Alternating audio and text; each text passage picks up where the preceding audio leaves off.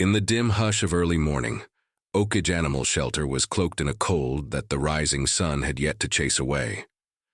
Rows of metal kennels lined the narrow corridor like forgotten prison cells.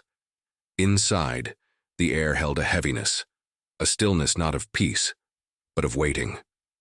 Somewhere down the line, claws gently scratched at metal and muffled sighs drifted from behind the bars. But it was the silence that spoke loudest. And in the very last corner of this shelter, tucked beneath flickering fluorescent lights, curled a German shepherd, alone, curled so tightly against the cold concrete wall it was as though he wanted to vanish into it. His back to the world, his head hung low, eyes locked to the floor as if looking up might invite pain. His name, for lack of a real one, was Maverick. No one knew where he'd come from. 3 days ago he was found limping along the shoulder of a highway. No collar, no chip, no sign he'd ever been anyone's companion. His gait was uneven, ears drooped like tired flags after a long war. And when the shelter staff first approached him, they saw it clearly. The signs of a soul wounded far beyond the surface. He flinched at sudden movements, trembled at raised voices, but what haunted them most were his eyes, dark brown, deep and distant. They weren't just fearful, they were weary. Like they'd once believed in humans and had been punished for it. Jenny Winters, a veteran volunteer coordinator, was the first to notice something different about Maverick. She scribbled a note on his intake file. Approach gently. No sudden movements. Maintain distance. Give him time. It was more than a guideline. It was a plea. But Jenny wasn't at the shelter that morning. She was home, sick with the flu. And with the team stretched thin, a new hire, Marcus Davis, was left to handle the morning kennel rounds. He was only a few weeks into the job. No animal training, no experience with trauma. What he brought with him that day was exhaustion and a growing irritation, the kind that turns impatience into a lack of compassion. Up now, Marcus barked, voice sharp, standing over Maverick's kennel. The dog didn't move. He shrank further back, pressed tighter to the wall. Marcus opened. The gate stepped inside and reached for the collar loosely hanging from Maverick's neck. The dog flinched. No snarl, no growl, just a soft, voiceless whine. Then it happened, a slap, quick, hard, cruel. Not loud, but sharp enough to break something invisible. Maverick yelped, a sound that came not just from pain, but from betrayal. He crumpled into himself, shaking. His body froze, his eyes clouded in panic. Marcus said nothing, finished the chore, walked away. He didn't even lock the gate behind him, and that mistake would change everything.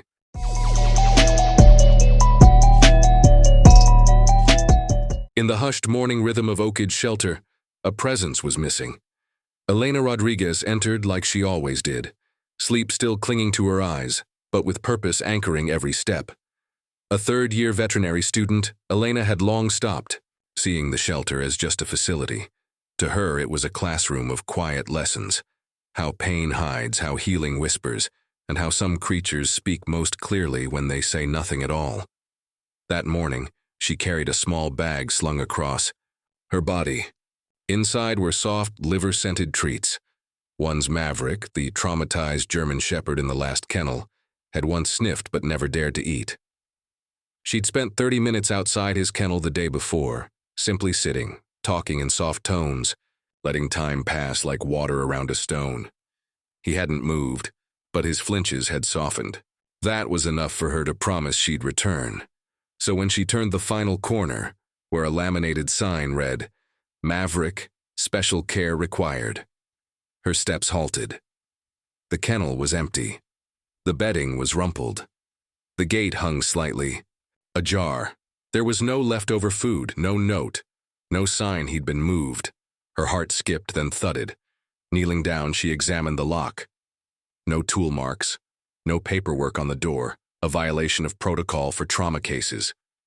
She stood and walked, briskly toward the front desk, each step punching questions into her thoughts. "Has anyone moved the German shepherd from Kennel 36?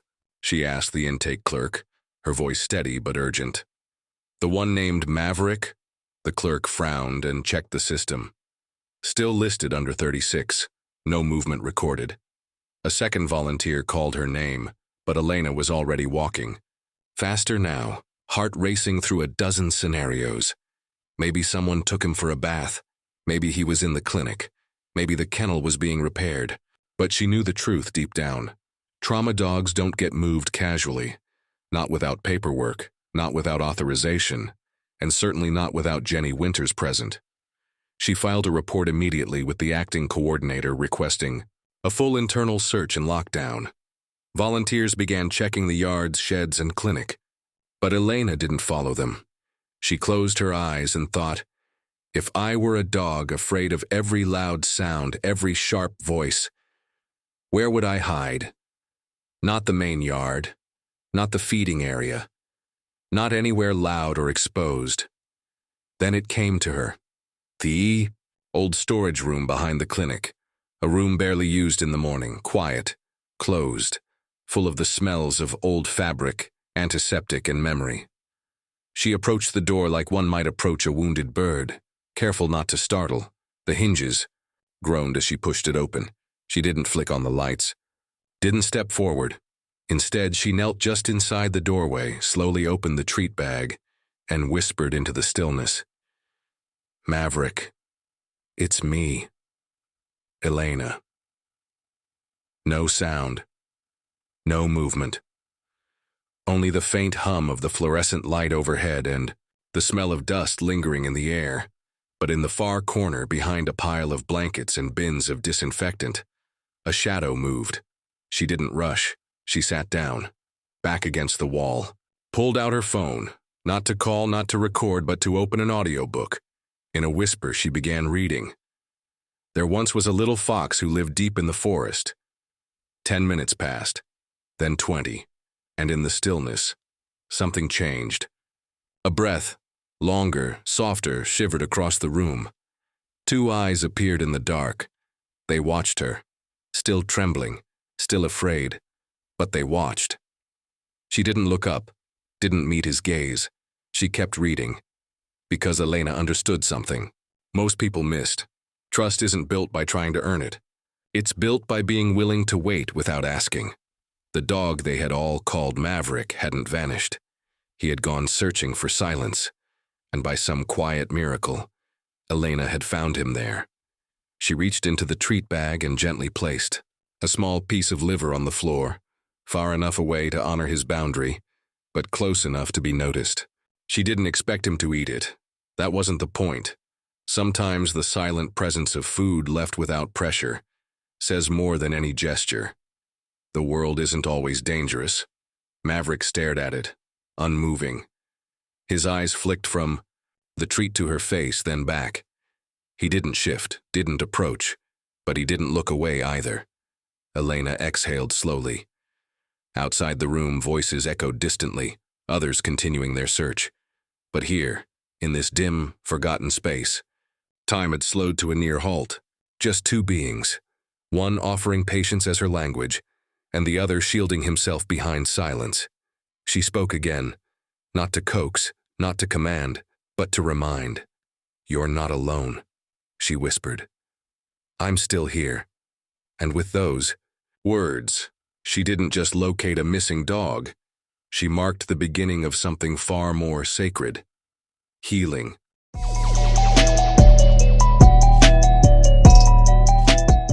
Tony Grayson wasn't the kind of man who rushed to conclusions. As director of Oak Ridge Shelter for nearly 2 decades, he had seen enough tragedy, enough cruelty, enough hard choices to know that sometimes the surface of a story is a lie. But when Elena filed the internal report that Maverick, trauma case Kennel 36, was missing from his secured space, something shifted in his gut, something cold, something too familiar. At first, Tony did what protocol required, initiated a facility-wide search, reviewed intake logs, questioned volunteers, but it wasn't until he reached the surveillance room that the truth began to bleed through the cracks. He asked the technician to pull footage from the early morning hours. The timestamp, 2 hours before Elena's arrival, the camera fixed on Kennel 36. The screen flickered, and then, there it was, Maverick, curled in the corner, and Marcus Davis, tall, stocky, moving with impatience, approached the gate. He barked, something inaudible, opened the door with quick hands, stepped inside. Tony watched with growing dread. Marcus reached down. The dog flinched. Then the slap. Even through the silent footage, the moment hit like a physical blow. Marcus's hand struck the dog's muzzle, and Maverick jerked sideways. His body collapsed to the floor, ears pinned, shaking. Tony clenched his jaw. The video continued. Marcus finished the cleaning in under 2 minutes. He never once looked back at Maverick, and as he exited, he failed to relock the gate. A small oversight, but in this case it meant everything. Tony didn't say a word. He requested additional footage. Anytime Marcus had worked solo in the dog section, the findings were worse than expected. 3 separate incidents. Marcus yelling, yanking, even kicking kennel doors when dogs barked. A small terrier cornered, trembling. An elderly retriever flinching at the sight of him. Negligence was one thing, but this was something else. Abuse. And not isolated. Tony copied the footage to a USB drive and left the room in silence. By the time he returned to the main office, a figure was already waiting at the front desk. An older woman, standing with quiet determination, worn cardigan, cloth bag slung over her shoulder. "Miss Evelyn," Tony greeted her, surprised.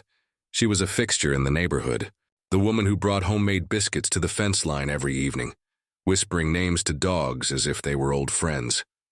"I saw something," she said softly. "I don't want to cause trouble, but I can't stay quiet anymore." She pulled an old, cracked phone from her bag and handed it to him. Tony played the clip. It was shot from the second-floor window of her cottage, which overlooked the backyard of the shelter. The footage was shaky but clear. Marcus, gray uniform, backward cap, was dragging a cream-colored dog into the yard. The dog resisted. Marcus muttered something, then drove his knee into the dog's ribs. The animal collapsed briefly, whimpering. Tony's face tightened. "Why didn't you show this before?" he asked gently. Evelyn lowered her gaze. "At first I thought maybe he was just tired. Maybe it was a bad day. But then I heard about Maverick, and I knew." Tony nodded. She had just become the second witness in what was quickly evolving into something much larger. That night, Tony called Jenny Winters. Still sick, still feverish, she picked up after the 3rd ring. "I need you," he said simply. "It's serious." Jenny didn't hesitate. She arrived just after sunrise. When Elena briefed her, Jenny's expression shifted from concern to disbelief to something heavier. They pulled up Maverick's intake file.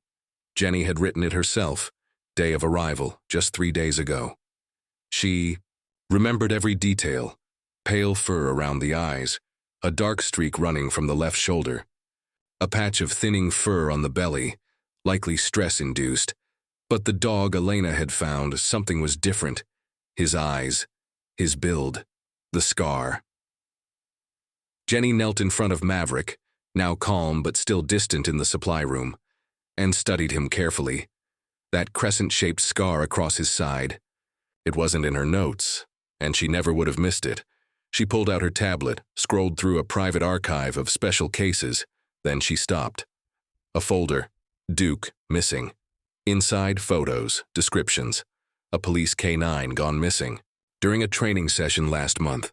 Official story, presumed lost to wildlife. Body never recovered. But something about the report had always unsettled her. She tapped to open the photo, and her breath caught. It was him, same build, same scar, same eyes, before they went dark. "This isn't Maverick," she whispered. "This is Duke." Elena's eyes widened. "The police K9?" Jenny nodded. They had mistaken a highly trained missing service dog for a nameless stray. And someone had made sure of that. "No chip was found," Elena said quietly. "But what if it was removed? On purpose?" Jenny didn't answer, but her silence spoke volumes. There was only one way to be sure. They called Jason Reeves. The name wasn't on any paperwork, but Duke knew it. He had once answered to it with pride. Jason was Duke's former handler. The officer who had trained beside him, fought beside him, trusted him more than most humans. When Jenny made the call, her voice trembled, not from illness now, but from the weight of what she was about to say. "Jason," she said softly, "I think we found him." The line went quiet. No words. Just the sound of breathing, long held and then finally broken. Less than 40 minutes later, the roar of an engine echoed through the shelter gates. A black SUV skidded into the parking lot. Jason stepped out, eyes wild with disbelief and a hope so fragile it seemed to crack the air. He entered the storage room without a word. There, in the far corner, Duke lifted his head. Their eyes met. And, in that moment, something ancient stirred. Recognition. Jason dropped to his knees, calling only once. "Duke!" The dog didn't run, didn't cower. He walked slowly, every muscle trembling, and rested his head against Jason's knees, and exhaled, a breath that carried every day of fear, every moment of isolation, every cry that had gone unheard. Jason wept, not loudly, but in the way only soldiers. When reunited with someone they thought they'd lost in the dark, Duke didn't wag his tail, didn't bark. He just stayed there, leaned in, as if to say, "I'm still here. I made it." But no one in that room doubted the truth anymore. This wasn't a mistake. This was a cover-up. Duke had been stolen, erased, smuggled into the system under a false name, and by some twist of fate, he had found his way back, through a door left unlocked, a girl who listened, and a truth that refused to stay buried.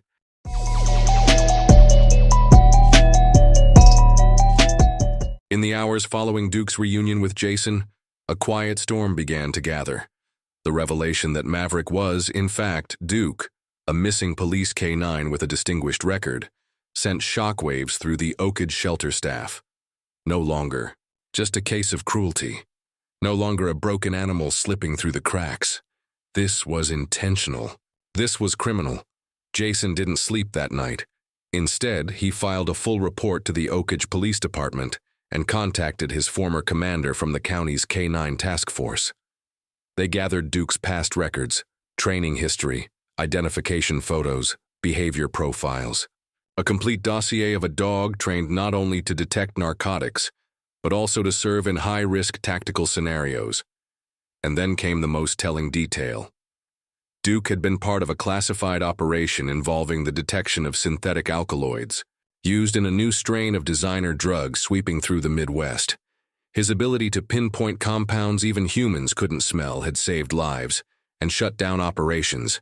It made him invaluable. It also made him a target. The FBI was looped.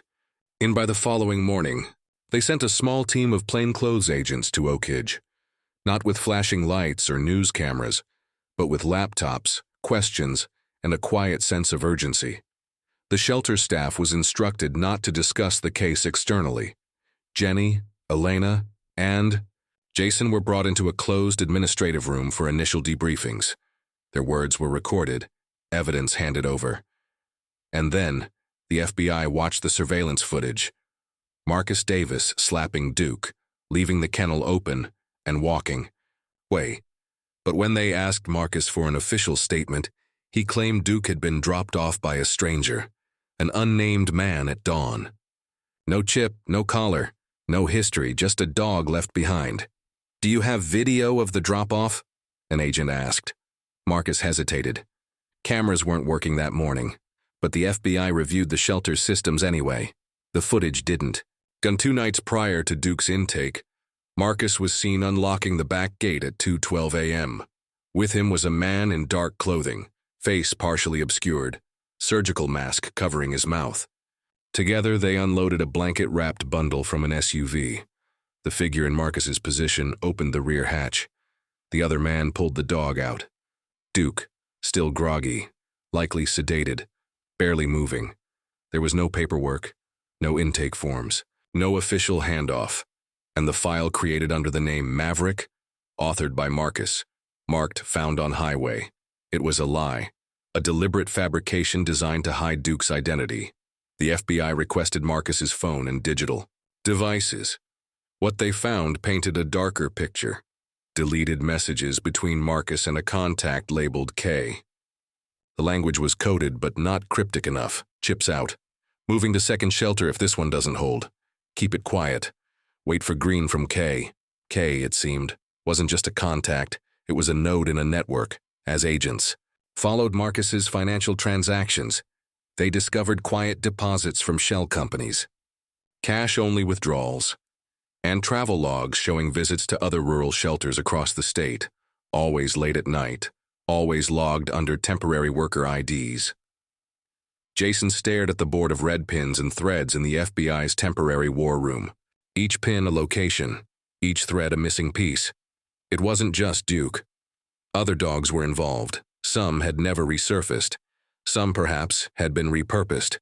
The agents theorized that this was more than animal abuse. It was a trafficking ring, specifically targeting trained working dogs, canines, military units, even rescue-certified canines. Dogs like Duke, valuable, capable, dangerous to criminal enterprises, unless erased and reused. But the motive wasn't just cruelty, it was utility. These dogs were being stripped of identity and filtered back into the system for purposes no one dared yet confirm. Security, illegal detection work, private enforcement. The more the FBI dug, the wider the cracks became. Jenny and Elena, disturbed by what they had helped uncover, took on a parallel mission. They began reviewing every intake form from the last 3 months, every stray labeled with special behavior, every unclaimed dog with no chip but with training instincts, and patterns emerged.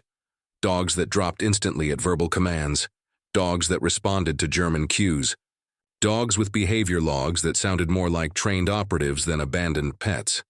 One file listed a dog named Rex, supposedly a stray. But the notes: reacts to prolonged whistle tones, lies down on hand signal, avoids sirens. Another listed Bolt, docked tail, slight rear leg injury, faint pencil-written note on the margin, responds to German commands. The note had been erased, but not completely. Elena flipped back to her own notes from her university coursework on K9 unit training. German language commands were only used by legacy programs trained for federal work. "This is a network," she whispered. "Not just one shelter, not just Marcus." And they were right. One of the FBI's senior agents, a man who had tracked cartel laundering networks across 3 countries, said it plainly. They're building a system, recruiting from animals who already know how to serve. It's faster than training, cheaper, easier to hide, and no one asks questions when a stray disappears. Jason looked down at Duke, curled at his feet in the FBI's mobile headquarters. Calm now, still, but watching. "I think Duke knew," he said softly. "The night he disappeared, I think he sensed the danger before it came. And maybe he had, because later that week, while working with Duke in the rehab yard, something strange happened." Elena had placed her veterinary textbook on a bench, the one containing scent test samples for student training. Duke froze, sniffed. Then growled. Low, deep, not aggressive, but alert. Jason recognized the stance instantly. "He's signaling a find," he said. "Just like during ops, the scent sample. A trace compound related to synthetic alkaloids, exactly what Duke had been trained to detect." It clicked. Duke hadn't just been stolen at random. He'd smelled something, someone, somewhere, something so dangerous they needed him gone. Jason sent soil samples from Duke's intake, still trapped in his paws and fur, to the FBI lab. The analysis returned within 72 hours. Traces of methylamine, hydrochloric acid, tuine. Common components in designer drug synthesis, and the soil? Red clay rich in iron oxide, unique to a stretch of abandoned warehouses southwest of town.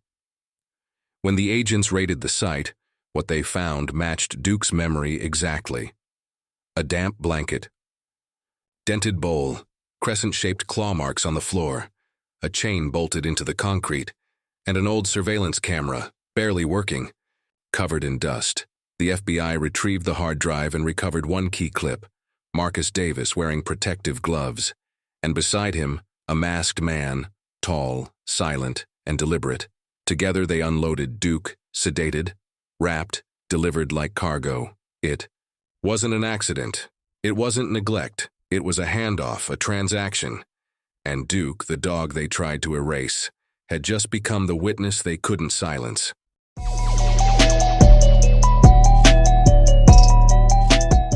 Duke didn't return to the K9 unit. He didn't need to, because something had changed, not just in him, but in everyone around him. What began as a rescue had grown into something no one expected. Duke was no longer the silent victim in a cage. He was the soul around which others began to heal. It started quietly. After the FBI raided the abandoned warehouse where Duke had been held, the shelter team converted a spare room into a low-stimulation recovery space. Soft rugs, natural lighting, no harsh noises. Duke spent his afternoons there, not because he needed to, but because others did. Dogs like him. One of the first was Noah, an 11-year-old boy with autism who often came to Oak Ridge Shelter with his mother to feed stray cats.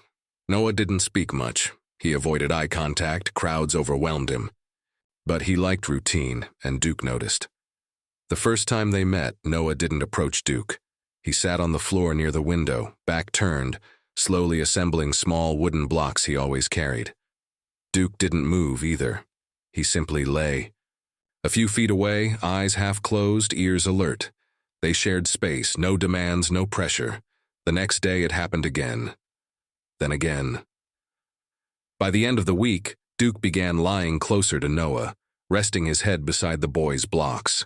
And on a rainy Thursday afternoon when thunder cracked the sky and Duke cowered under a table, it was Noah who brought him out, not with words, but with presence. He sat down, placed his hoodie near Duke's trembling body, and gently rested, a hand on his head. It was the first time Duke stopped shaking before Jason or Elena could intervene. From that moment on, they were inseparable. But it wasn't just Noah. Another dog arrived 2 weeks later. Tiny, trembling, with torn ears and eyes hollow from too many nights spent in darkness.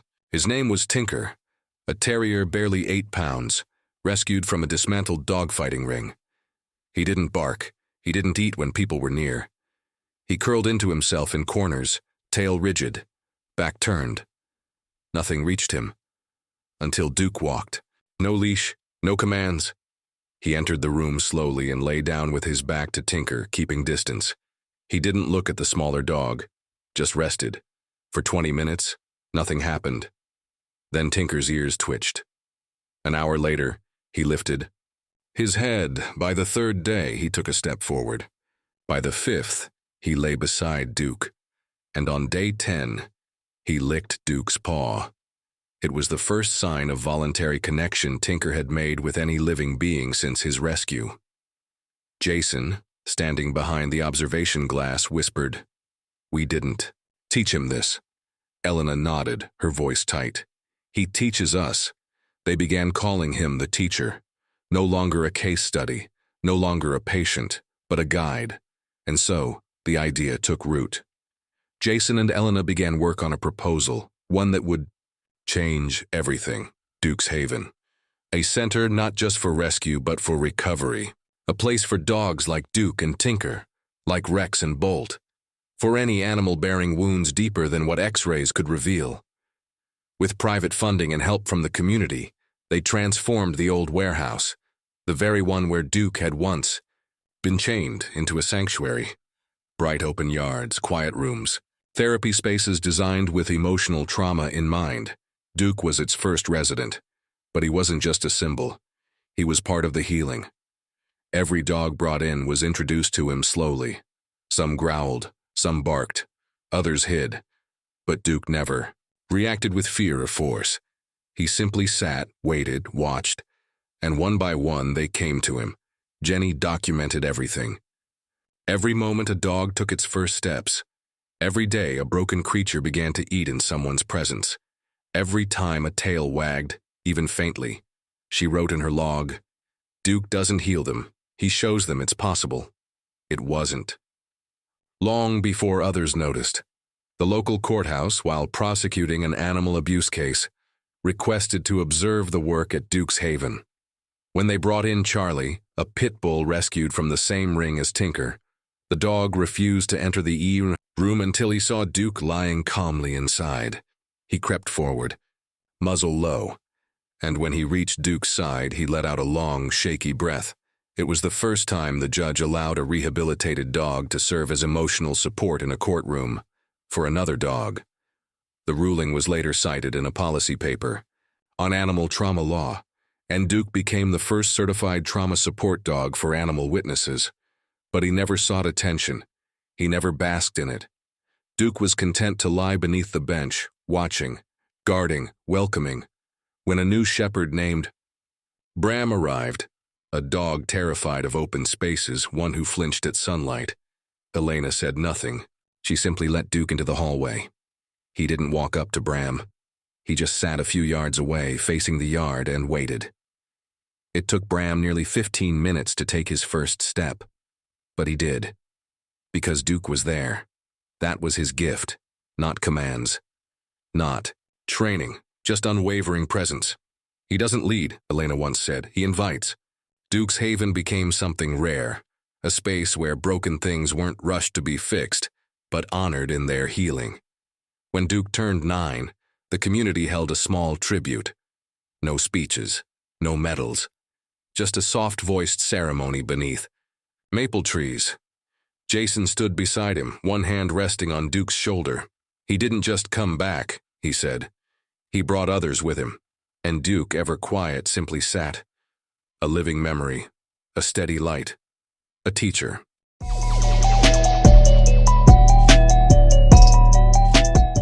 Two years had passed since Duke first stepped into the cold, forgotten storage room of Oakage Shelter, a trembling figure hiding beneath worn-out blankets. But time, it seemed, had rewritten the meaning of that moment. Because now, in the fading light of autumn, Duke stood beneath the same tree where he had once watched other dogs run from the shadows. His muzzle was grayer, his gait slower, but his eyes, those deep, steady eyes, still held the quiet flame that had led so many out of their darkness. The Dignity Center was no longer just a facility. It was a movement, a place where animals weren't judged by their usefulness, but honored for their resilience, where silence was seen not as emptiness but as a language of survival, where the slow recovery of a curled-up terrier meant just as much as 1,000 triumphs. Elena, now the lead behavioral specialist at the center, often stood by the window of the main therapy room, notebook in hand, watching Duke as he made his rounds. He didn't need instruction, didn't follow a schedule. He simply knew where to be. And, when sometimes beside a new rescue who refused to eat, sometimes lying in the hallway near a trembling puppy, and sometimes simply waiting. Jason, too, had changed. He was no longer just the officer who lost his K-9 partner. He had become the quiet pillar behind the center's growing reach. Schools now requested visits, courts cited Duke's recovery as a precedent, and international shelters sought training. In the Oakage model. But none of this felt like fame. It felt like responsibility. And at the center of it all was Duke. He didn't ask for this role. He didn't seek it.